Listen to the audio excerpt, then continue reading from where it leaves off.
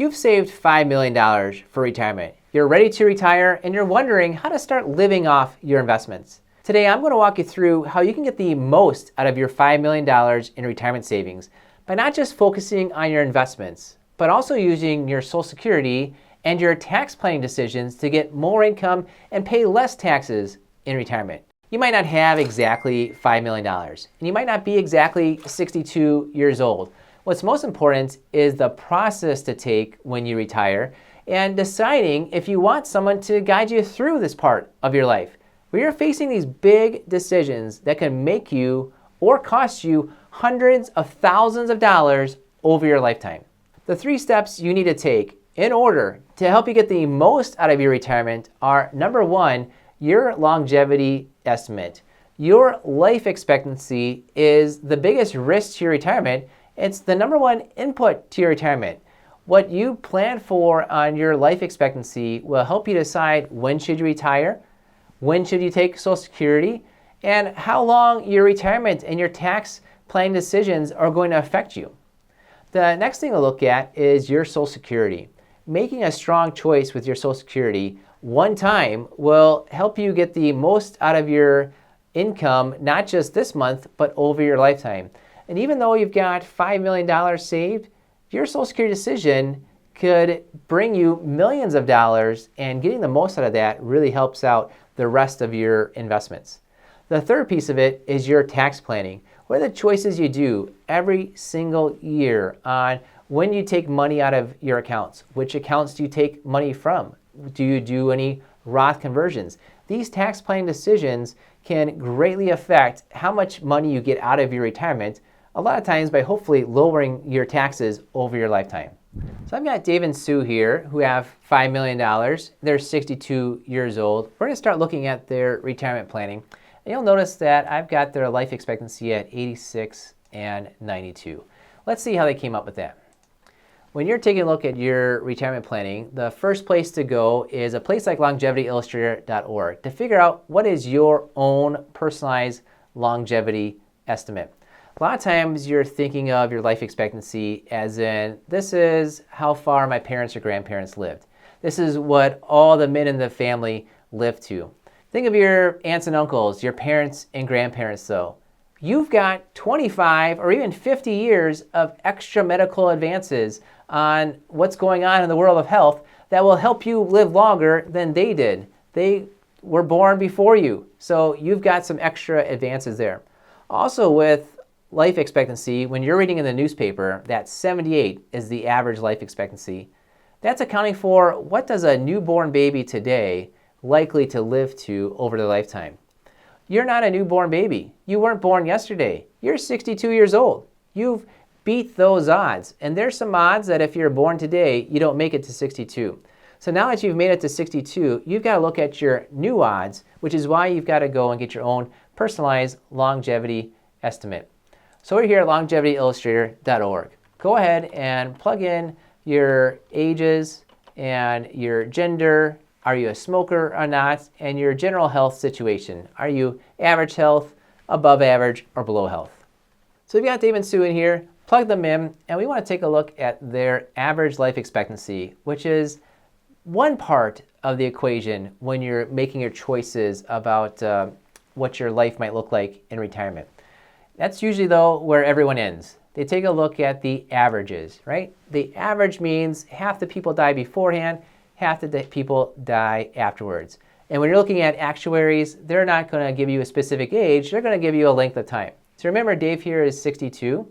His length of time is on average 24 years. That makes him 86 for life expectancy. Sue, that would make her 88 for life expectancy. But for them, there's 2 of them. When there's 2 of you, on average, one of you will die beforehand, one of you will die after the averages. That's just how averages work, right? So it's not just about your own individual life expectancy you've got to look at. It's the life expectancy of the couple. And that life expectancy of the couple is quite often 3, 4, 5 years longer than what each of you are looking at for your own personal longevity, your own personal life expectancy. So we've got to look at the average life of the couple. That's an extra longevity bonus, I call it, about 4 or 5 years that we plug into the planning to the person who's expected to live longer. So for Dave, that's how we came up with 86. For Sue, that's how we came up with 92. So that's the first piece of it, the life expectancy. Let's take a look at their investments, which isn't just, okay, we've got $5 million. It's what different account types do we have? What's the tax situation going on there? For Dave and Sue, they've got about half their money in the traditional type of accounts. They've got about $2 million in the taxable type of accounts. And they've got about $500,000 in the Roth IRA type of accounts. This is a pretty typical breakdown I see when you have that level of investments. Now, getting to $5 million in investments usually means you have a higher income. So we've got Dave here with a Social Security estimate of $3,500. That's how much he can expect at his full retirement age. If he takes it earlier, he would get less. If he takes it later, he would get more. And for Sue, her full retirement age amount is $1,500. So we've got to take a look at these inputs, not just, okay, I've got $5 million, but how long am I expected to live? What types of investments do I have? What's my ability to get Social Security at different points in time? You plug those in and you start to get an idea of how much income you might be able to get in retirement. And of course, sometimes with income, you might have different pensions or annuities or real estate, things like that might bring in the income. But quite often when you've got $5 million and you're saying, how much can I live on? It's good to get an idea of what that would look like. For Dave and Sue, that amount is $17,500 per month, which is $210,000 per year. Now, this is an after-tax amount. What's interesting is a lot of times you're looking at things like 4% withdrawal rates, or what's my income, and you're quite often looking at it before the taxes. I'd encourage you to look at after the taxes. When you're working, you're planning out your budget based on your take-home pay. How much is showing up in your checking account? So just in retirement, I'd encourage you to look at that as well too. For Dave and Sue, that was $210,000 after taxes that they could expect out of their $5 million in investments and also from their Social Security over their lifetime. The second part of your retirement planning is making that big retirement decision that quite often you make just one time in your life, and you live off that decision for the rest of your life. Be careful with Social Security calculators because they will quite often just say, you gave me your birth date, you gave me those dollar amounts, you told me your life expectancy, and they will calculate. They'll tell you exactly how to get the most from your Social Security, assuming everything is exactly the same, and you will die exactly at your life expectancy. Well, chances are that's not going to happen. You've got to account for the different things that might happen of what if you live longer than average? What if you live less than average? What's going to happen to that surviving spouse? And how much will she be getting as a survivor from Social Security? Quite often when you go to those calculators, it's going to tell you that the person with the higher benefit ought to take it at 70, just max it out. The person with the lower benefit, if it's close, they might say go to 70. If it's a much lower amount, or maybe that person didn't work as well as often, quite often it'll tell you to wait till full retirement age of age 67. Virtually never do you see a calculator saying, go ahead, take it at 62. Well, here's why. When you take Social Security early and you live a long amount of time, and they've got some good retirement benefits of the $3,500 and the $1,500 for their full retirement age amounts. When Dave and Sue take it early, over their lifetime, they're looking at $1.75 million if they take it early. But if they take it later at 70 and 67, there's a $500,000 amount more that they could expect over their lifetime. These are $1 million decisions. And whether you take it early or later, that could be $500,000 of extra income or not extra income. So getting the Social Security decision right is a good thing. But at the same time, usually people look at it and say, I only can take it early, I only can take it at my full retirement age, I only can take it all the way at 70. You can take it anywhere in between. And you want to take a look at how long does my waiting give me the most amount of benefit? And maybe towards the end of that waiting, maybe you don't need to wait all the way to 70. Maybe waiting till 69 or 68 or 67 gives you the majority of that benefit. That's something I want to look at for Dave and Sue. So I plugged in a few different things for Dave and Sue. Not just wait all the way to 70 and 67, but what if they both wait 3 years? What if only one of them waits the 3 years? What if the one of them waits the 6 years? And I like really looking at the idea of what if you both wait 3 years? What if only one of you waits 6 years? Because if somebody takes it right away and the other one takes it 6 years from now, that averages out as if you both took it at age 65. You both waited the 3 years. So it's virtually the same, and yet it's a much different scenario for the surviving spouse. That's something to consider. Let's take a look at that. So I'm taking a look here. What if they both took it early, or what if they both waited the 3 years? Well, for Dave and Sue, if you wait 3 years, you're getting more money if you take it out early, but then later on, you both get a little bit extra coming out. That's the idea of this break even. If I took it early, I have extra money, but then if I waited, I'm getting a little bit more from waiting, so it's kind of like that extra amount is dwindling. Is it really worth it to wait? So quite often you look at that break-even age, say, okay, 76 for them is that break-even age. Is it worth it? Well, let's take a look. If you wait the 3 years over their lifetime, they're expected to get roughly $181,000. That's a big dollar amount for both of them waiting the 3 years. But I want to see here, again, that break-even age is 76.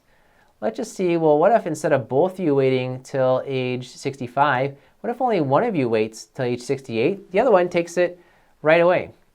Let's take a look at that break-even age, which is 77. So pretty much the same, 76 versus 77. But instead of $180,000 of extra value over their lifetime, there's $340,000 of extra value. Two of you waiting 3 years is not nearly as much benefit as Dave, one of you waiting the 6 years. That's a double the benefit. You'd think it'd be roughly the same because it averages out the same, but it's not. When you have your Social Security and you wait, that Social Security grows at 8% per year. But 8% on a higher number is a higher number. So waiting on the higher number is a bigger deal than waiting on the lower number. So that's a bit of math. But then too, just the way that surviving spouses work out. When there's two of you and one of you dies, that lower Social Security goes away.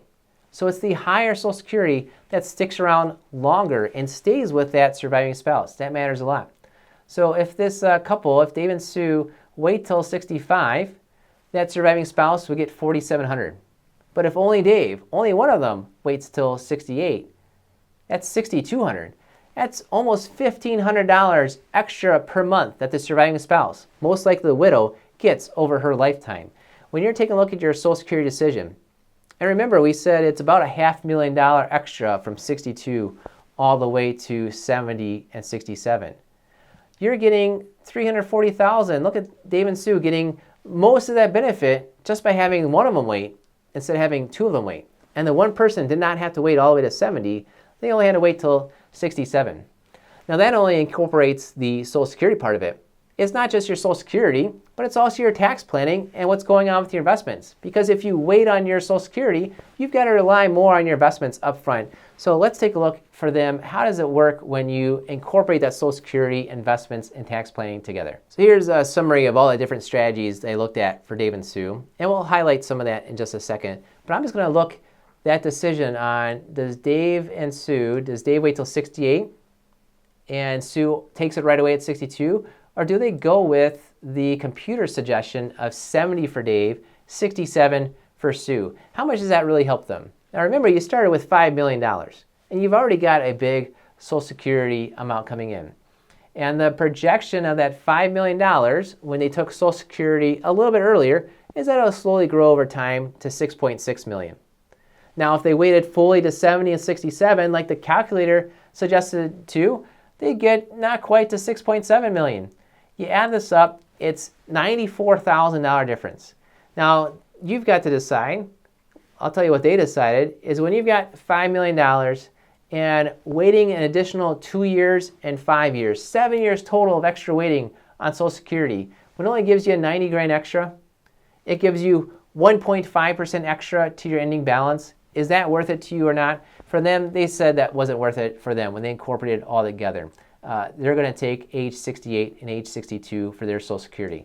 So you can't just blindly follow what the calculators say. They almost always will tell you 70 and 70 or maybe 70 and 67.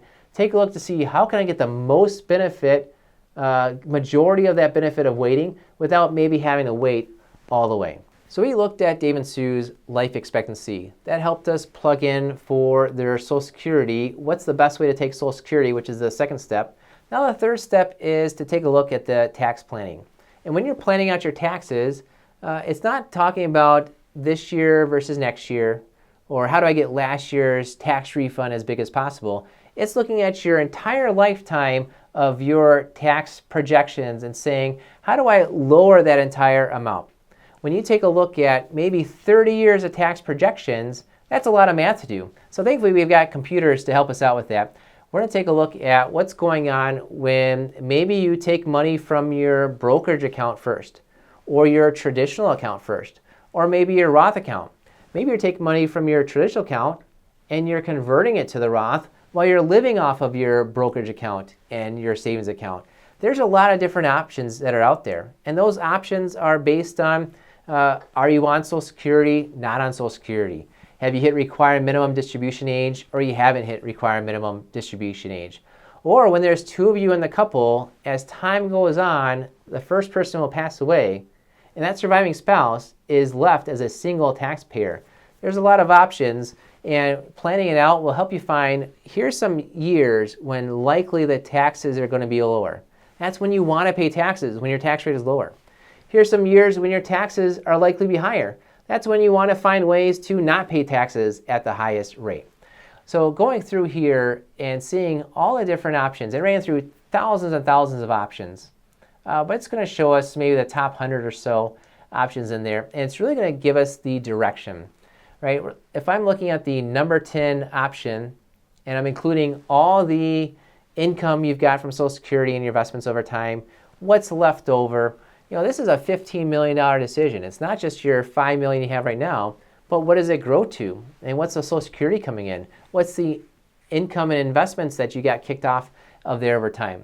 So $15.36 million for the 10th place spot, $15.37 million for the first place spot, right? Your decisions here, getting it absolutely correct down to the details, is just unlikely to happen, especially over a 30-year time frame. Your projections in Excel are going to be exact to the point. And when you're making retirement decisions, it's not about, do I get everything perfect? Because whatever you plug in there is not going to happen. You've got to get an idea of what are the big decisions that give me the best chance over time, and what are the decisions and the directions we go in that give me the best chance over time. And looking at all these top 10 decisions, it's suggesting we ought to be doing Roth conversions for Dave and Sue. Now, should we do Roth conversions that target an average tax rate over the lifetime of 18%? Should we be doing Roth conversions that get them to the top of the 24% tax bracket or the top of the 22% tax bracket? Should we be doing Roth conversions only for 1 or 2 years, or all the way until 29? So maybe 5 years of Roth conversions, or over their entire lifetime. Giving you an idea of the direction you ought to be going is really the big key here. And it certainly looks like Roth conversions early are the way to save taxes for Dave and Sue over the whole lifetime. So let's look at those summaries of some key areas for them. So Dave and Sue start with $5 million. They're living on $210,000 per year, and they've got their Social Security choice. If they don't do any tax planning at all, if they take their Social Security early, they're likely to see their $5 million slowly grow over time up to $5.8 million. Now, should they have one of them just wait 3 years on Social Security? That gives them about 80 grand extra over their lifetime. Should Dave wait the full 6 years? Well, now we're talking about 200 grand extra over their lifetime. And you might say, okay, $5 million, does 200 grand really help them out terribly too much at all? They'll have a similar amount of income, but I got a feeling Dave and Sue got to $5 million in investments because they made good choices and they got the most out of what they could. And getting the most out of Social Security by waiting that 6 extra years for Dave seems to add about 200 grand of value. I don't think they want to turn that down, and they certainly didn't turn that down. Now that's the Social Security choice, where there's about 200 grand extra value from them waiting on Social Security. I want to take a look at the tax planning. How's their tax planning decision work for them? Now, just tax planning only, they still took Social Security at age 62. Tax planning only, right there, gave them about $550,000 of value, added about 10% almost to their ending balance. right? When you can make a Social Security choice that helps you out with 200 grand of extra value. When you can make a tax planning ongoing choices that gives you an extra 550,000 in value. That's a huge boost to your retirement. That can either mean extra money for your kids down the road. That could mean more income for you right now because you've got more to work with. Maybe it's just extra stability because you can see how your decisions really helped you over time, where you're taking your tax decisions that are likely to have millions of dollars of taxes paid over your lifetime, and you're cutting that down by 20, 30% even when we're looking at that. Of course, the biggest value overall is when you combine the two. You take your Social Security choice that gave you a couple hundred grand extra. You take your tax planning choice that gave you even more on there, and we see for Dave and Sue, do they go through and do Roth conversions? For them, going to the top of the 24% tax bracket made a lot of sense, and waiting till Social Security for 6 years made a lot of sense. That gave them about $800,000 overall in extra benefits by less taxes and more Social Security. You've worked hard and you deserve to get the most out of your retirement. You've seen how Dave and Sue use their Social Security and their tax planning decisions to get more income and pay less taxes. Retirement is not just about the numbers though. And when you're in retirement, you'll discover that the numbers might actually be the least important part of your life. Check out my next video to learn the most overlooked aspects of retirement. I'll see you there. Hi, I'm Jeremy Keil, owner of Keil Financial Partners. And if you're interested in seeing how we help our clients get more income, pay less in taxes, and avoid big retirement mistakes, make sure to go to keilfp.com. That's KEILFP.com.